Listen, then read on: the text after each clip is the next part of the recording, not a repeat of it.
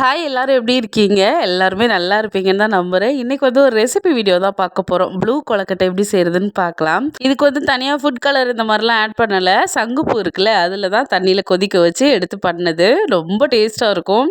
நல்லா வாசனையாவும் இருந்துச்சு. எப்படி செய்றதுன்னு பார்க்கலாமா? இது மாரி ஒரு கைப்பிடி அளவு சங்குப்பூ எடுத்து அத நல்லா கிளீன் பண்ணிட்டு, இப்போ ஒரு பாத்திரத்தில 1 டம்ளர் தண்ணி ஊத்தி இந்த சங்குப்பூவையும் போட்டு நல்லா ஒரு 5 நிமிஷம் கொதிச்சாலே போதும். நல்லா கலர் சேஞ்ச் ஆகி வந்துரும். பார்க்கவே சூப்பரா இருக்குல்ல. என்னோட ஃபேவரைட் கலரும் இந்த ப்ளூ கலர் தான். நல்லா கொதிக்க வச்சு அந்த சாறு நல்லா இறங்குனதுக்கப்புறம் அப்படியே ஆஃப் பண்ணி எடுத்து வச்சிரணும். இந்த சைடு வந்து 1 1/2 கப்பு வந்து நான் பச்சரிசி மாவு எடுத்திருக்கேன். பச்சரிசி மாவுனா அந்த கொழுக்கட்டை மாவு கடையில கிடைக்கும்ல, அந்த மாவு தான் எடுத்திருக்கேன். நான் வந்து கரெக்ட்டா ஒரு மெஷர்மெண்ட் வச்சு தான் போட்டிருக்கேன். நீங்க வந்து கப்ல அளந்துக்கோங்க. இப்போ அதுக்கு ஒரு குட்டி ஸ்பூன்ல 1 ஸ்பூன் மாவு எவ்வளோ எடுத்துருக்கோமோ அவ்வளோவுக்கு தேவையான அளவு உப்பு போட்டுட்டு, அப்புறம் வந்துட்டு இது கூடவே 1 ஸ்பூன் நெய் சேர்த்துக்கோங்க. நெய் நல்லா வாசனையாகவும் இருக்கும், டேஸ்ட்டாகவும் இருக்கும். நெய் உங்களுக்கு பிடிச்சதுன்னா கொஞ்சம் எக்ஸ்ட்ரா கூட சேர்த்துக்கலாம். அப்புறம் நம்ம தனியா எடுத்து வச்சிருக்கோம்ல சங்குப்பூ சாறு, அதை கொஞ்சம் கொஞ்சமா சேர்த்துக்கணும். கொஞ்சம் கொஞ்சமா சேர்த்து மிக்ஸ் பண்ணிட்டு பார்த்துக்கிட்டு அதுக்கப்புறமா ஊற்றிக்கோங்க. மொத்தமா ஊற்றிடாதீங்க, மாவு தண்ணியா போயிடும். நம்ம எப்பவும் இந்த கொழுக்கட்டை இடியாப்பத்துக்குலாம் எப்படி பண்ணுவோம், சூடா இருக்கும்போதே சேர்த்து பிசைவோம்ல, அதே மாதிரி தான் இதையும் சூடா இருக்கும்போதே சேர்த்து பிசைஞ்சிருங்க.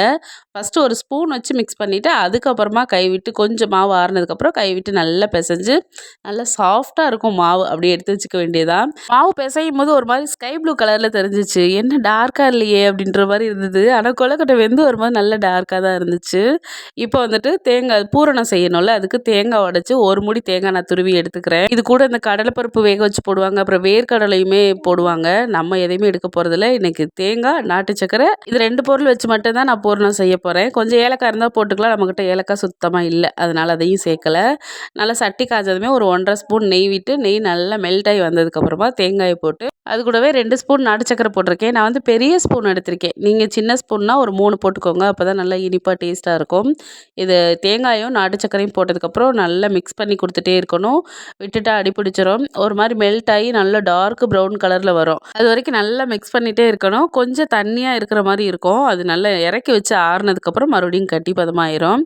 இப்போ பூரணம் சூப்பராக ரெடி ஆகி வந்துருச்சு. இதை கொஞ்ச நேரம் ஆற விட்டுட்டு நம்ம பிசைஞ்சு வச்சுருக்கோம்ல மாவு, அது கூட எடுத்து நல்லா உருண்டை பிடிச்சிக்க வேண்டியதான். நீங்கள் கொழுக்கட்டை எந்த ஷேப்பில் இருந்தாலும் பண்ணிக்கோங்க. நான் அப்படியே உருண்டையாக பிடிச்சலாமேன்னு தான் பிடிச்சேன். அந்த உருண்டை கூட எனக்கு சரியாக வரல.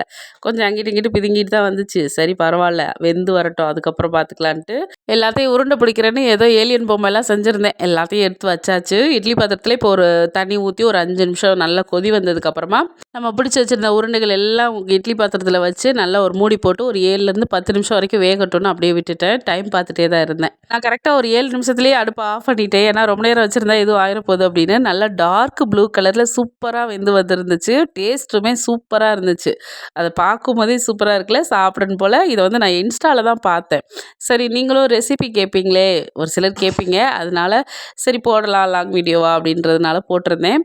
பிடிச்சிருந்தா பாருங்கள், இல்லைன்னா ஸ்கிப் பண்ணிடுங்க. கொழுக்கட்டை கண்டிப்பாக பார்த்துட்டு ட்ரை பண்ணியிருந்தீங்கன்னா கமெண்ட்டில் சொல்லுங்கள் சரியா? நிறைய ரெசிபி பார்த்துட்டு ட்ரை பண்ணிவிட்டு இன்னுமே கமெண்ட் பண்ணிட்டு தான் இருக்கீங்க.